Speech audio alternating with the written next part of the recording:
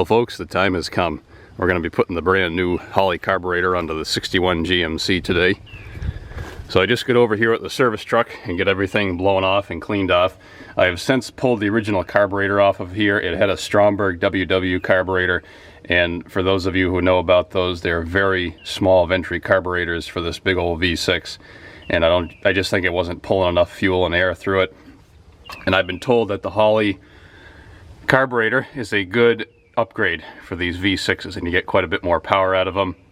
I know they're not race engines, but they did put them in semi-tractors back in the day and flatbed trucks like this and twin screws, and for some reason this thing's just never ran right. I think it's been a bad combination of distributor and carburetor, because the original V6 distributor, I had issues with the advanced mechanism, the weights in the distributor, so I ended up buying this Buick V6 distributor and putting that in there. But the issue is I can't get the vacuum advance to work with the Stromberg WW carburetor because the port is in the wrong spot and it doesn't provide the correct vacuum for it. So I ended up picking up this Holley here from Summit. It's a 2-barrel 500 CFM. I think it was a 4412S is the model number, according to some sites online, and guys have done the swaps with these carburetors. I'll tell you one thing though, it's an expensive carburetor. It's that's $418 shipped right there, folks. That was a pretty good chunk of change to buy that, but unfortunately this truck is useless with that little tiny Stromberg, so we're gonna slap this on there and get everything hooked up and see how it does. So first things first, I'm gonna get these studs pulled out of the intake manifold and get that cleaned up. That way I can get ready to put our Mr. Gasket adapter plate on there.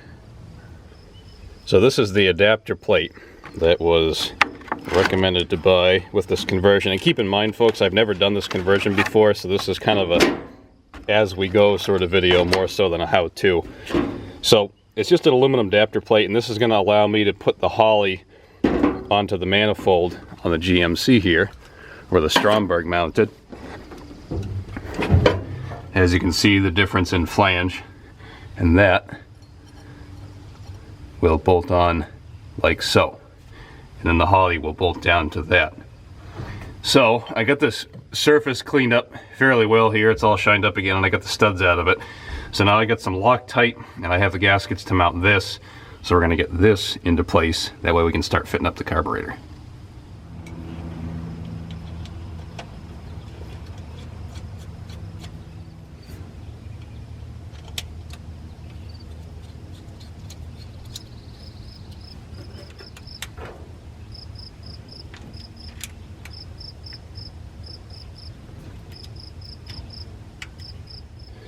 Adapter plate is all bolted down with blue Loctite on the bolts. So now we can set this beauteous piece on here. Now that is a good fit. Hopefully the camera picks this dang thing up all right. It's so shiny that I think the white balance is going to be off on the picture. So anyways, luckily enough, my throttle linkage here from the pedal will fit to the bracket on the side of the carburetor. I was thinking I might have to modify that or make another rod for it, but luckily enough I do have a little bit of adjustment up and back there that I can play with, so that'll fit up on there nicely. I do believe my return spring can probably go back to its original position here, although I do have the return spring bracket that comes off of this bolt here and kind of hangs out, and it's got a couple of chrome springs that you can add to it, so that'll be easy enough to figure out. The distributor port is underneath here in the front. This was advertised as having a PCV valve port, a distributor port, and a timed ignition port. I'm not sure what a timed ignition port is. I'm not very knowledgeable on that, but if I had to make a guess, I would say it's this one right here.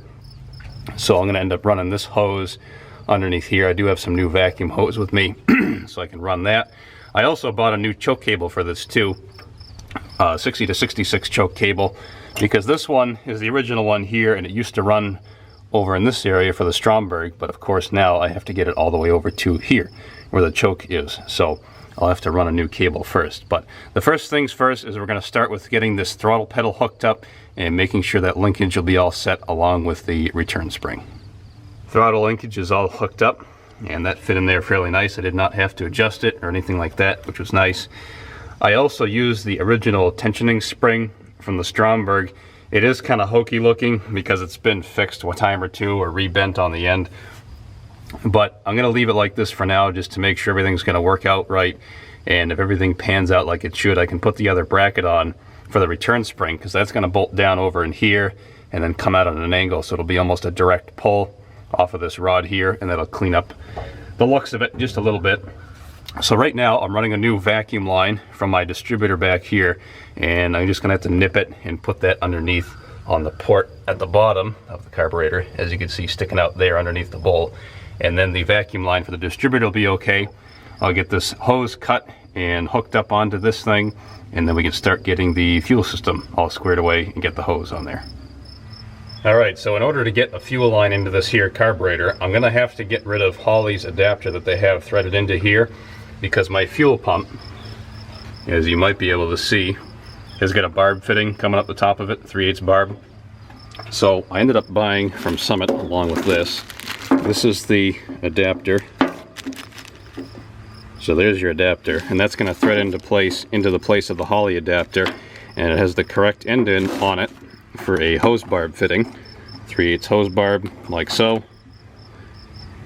There's your part number for it, and then of course I have a 3/8 inline fuel filter that I'll be putting into there also, and that'll get me from this old style fuel pump into the carburetor. I'm not going to be running hard lines or anything like that. I'm just going to use regular old neutral 3/8 fuel line, and then I can put my filter somewhere in this location here like I had with my other filter.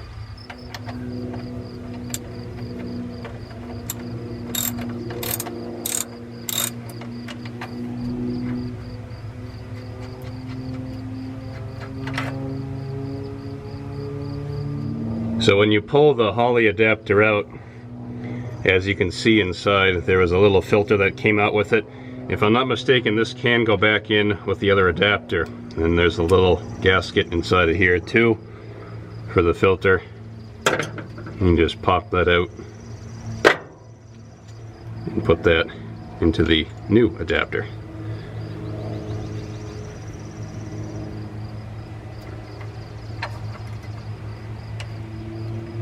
And if you choose not to use that little filter element, there is a spring inside here, feels like, that must load that up against this fitting. So you'd have to take that spring out also if you're not going to use that brass filter.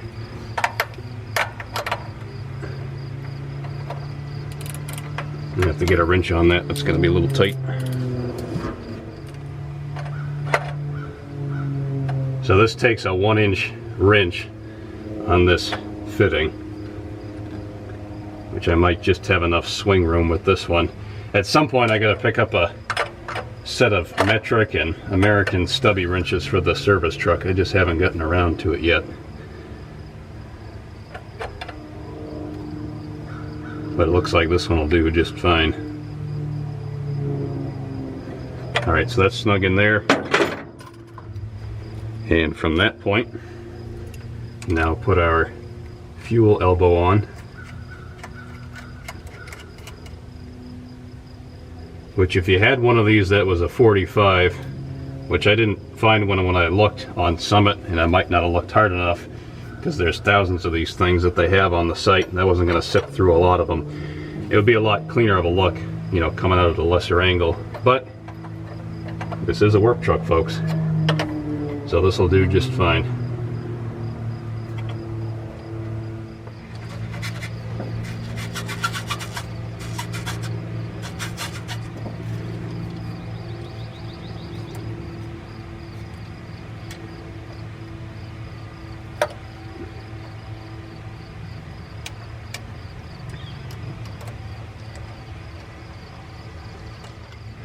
So as for the filter location, I had the previous one mounted right in this area. I'm going to do the same with this one. Keep it right about right about there.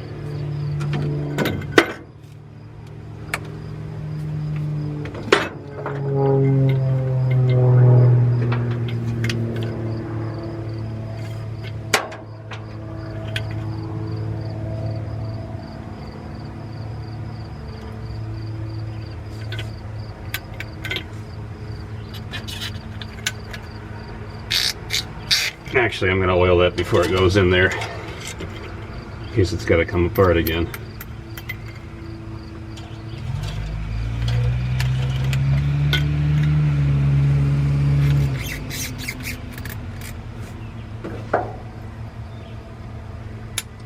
Now, normally I'd like to put this on the bottom first, and then bring it up to the filter, and then cut it in the correct location. But the only issue is, because this truck's on a slight downhill, it's pushing fuel up this barb down here.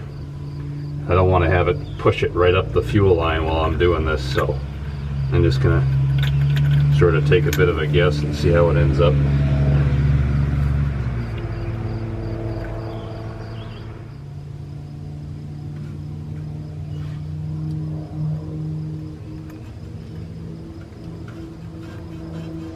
And now that the fuel line is all done, we're going to have to modify the choke because the cable is definitely not long enough. So I have this knob right here, and I ended up buying a replacement online, which is this one here. They're a little bit different style nowadays. They have this stamped metal thing that wraps around the end of the knob with a C on it, and it's got a little bit of chrome to it. So it'll look a little out of place, but at least it's still mostly an original style choke knob, and it'll still go well with the truck. So we're gonna have to get this one pulled out from underneath the dash.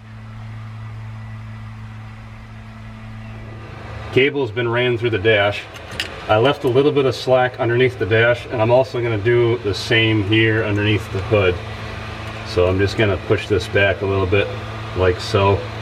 So I have some playing room, and cut it probably right around there.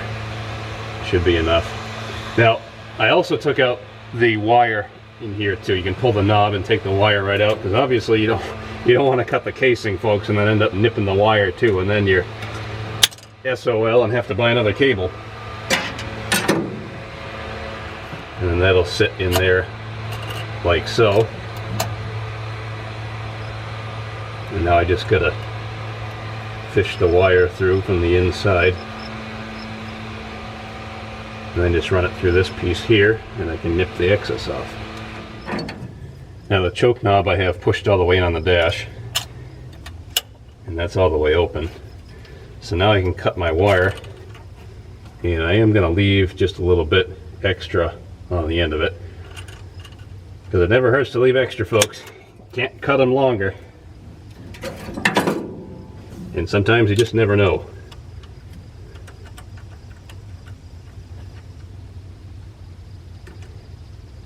And that takes care of the choke cable.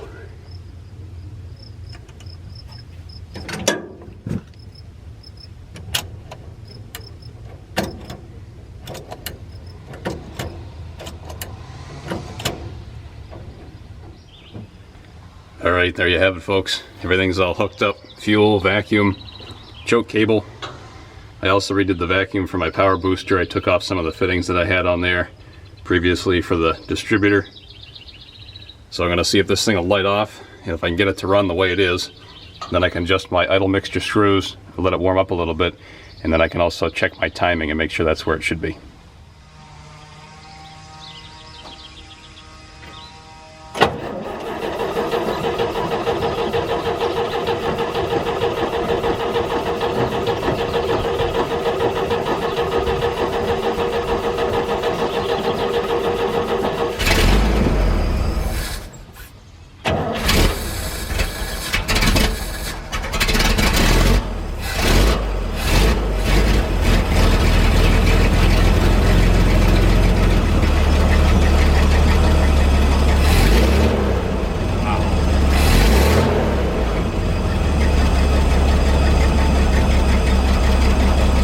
I'll tell you one thing, folks, that's a heck of a lot of difference from that old Stromberg.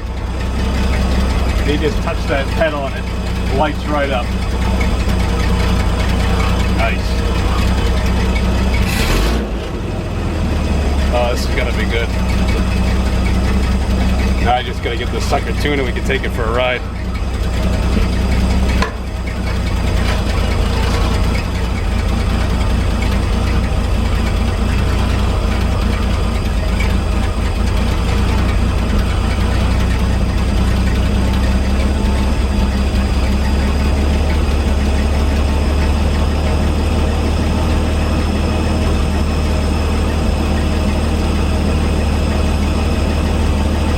Hear the difference?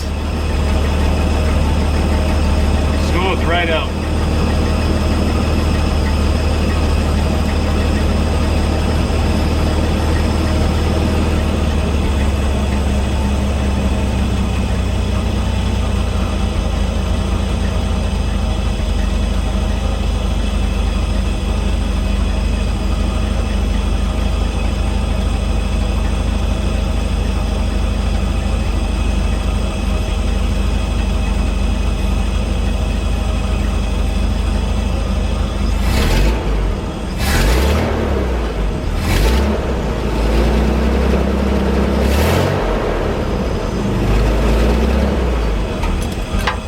This is going to be as good as I think it is.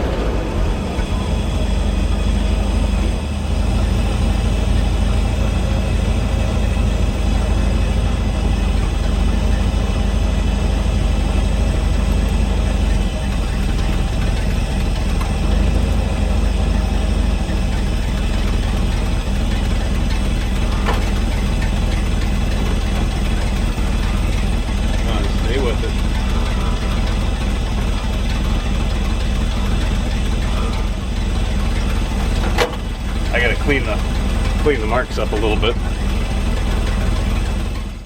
Well folks, I cannot tell you how pleased I am with the way this thing's running right now. Granted, I haven't taken it out on the road yet, but I got the timing set, so my base timing with the vacuum line unplug is about 6 degrees. This is a 351. I don't think this has a number after the model on it, if I remember it correctly, and it does not. So this is just a 351 V6. They had other ones that were 351 with a alphabetical number after there, and they were set to different timing. This one has 5 degrees in the book as a base timing, but I just woke it up just a little bit to 6, and we'll see how that works. The vacuum advance is working well on higher RPM. That goes right up without an issue, and the idle seems to be fairly nice. I got those jets adjusted fairly well, so we'll have to see how it does, and the real test will be taking it back to the house. I'll take a drive across town with it. So the last thing I have to do is put an air cleaner on this thing, and since the old oil bath isn't going to work because that was on the Stromberg and it's got a very small throat on it where it goes over, I went over to the 73 parts truck before I came here and I took the air cleaner off of it. So we're gonna fit this to that carburetor because this should be a standard size here, and I have the rod for it to bolt everything down, and I'll just get rid of this menagerie that somebody put on here, and of course the old vacuum lines, and scrub this out. And I also brought a new air filter with me, so I'll get this cleaned up a bit and see if we can get this fitted to the new Holley. Unfortunately, the 73 air cleaner doesn't fit on this because it's hitting down on this float adjusting nut here, and it also hits on some of the stuff back by the distributor, so we're gonna have to rig up something else. I think, of all things, I can get a Kohler 16 horse K341 air filter to fit around the top of this for the time being, just as something temporary until I can find an actual formal filter housing for it. So with that, I got all my tools cleaned off of it. I put my new sticker on the plate, got my registration in it, and we're gonna take this thing for a quick wing around the block here over at my uncle's and see just how this Holley performs.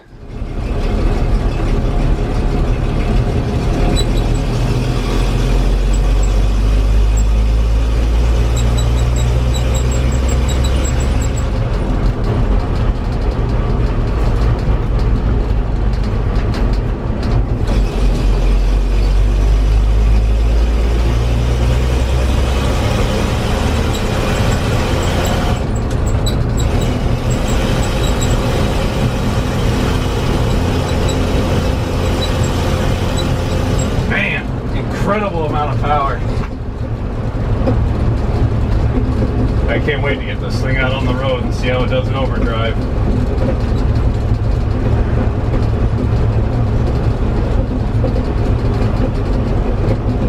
We're just going to spin around down here and head back. Close up the service truck and head back home for lunch.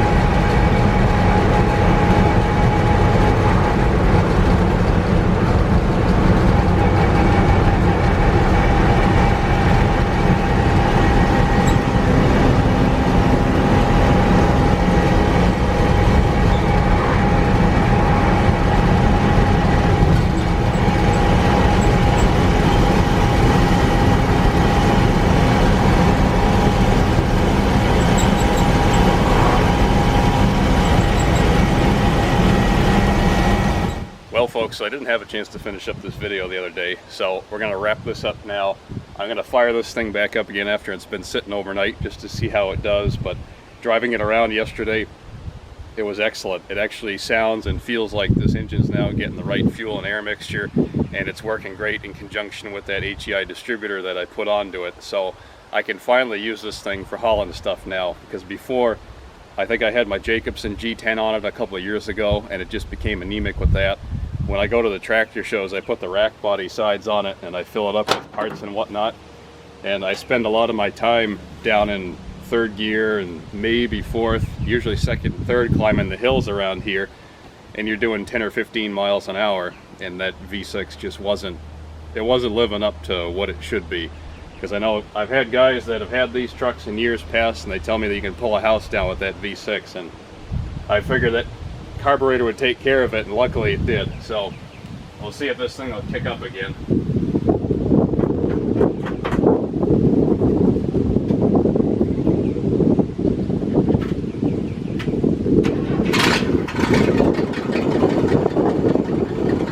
No choke.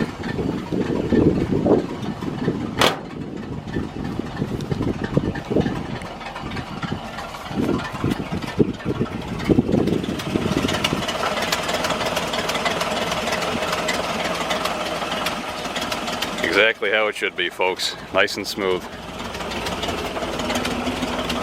So I did get this air cleaner to fit from the 73 I had a riser plate from a TBI truck, Chevy 350 TBI, and it goes between, it's about that thick, and it goes between the air cleaner and the throttle body.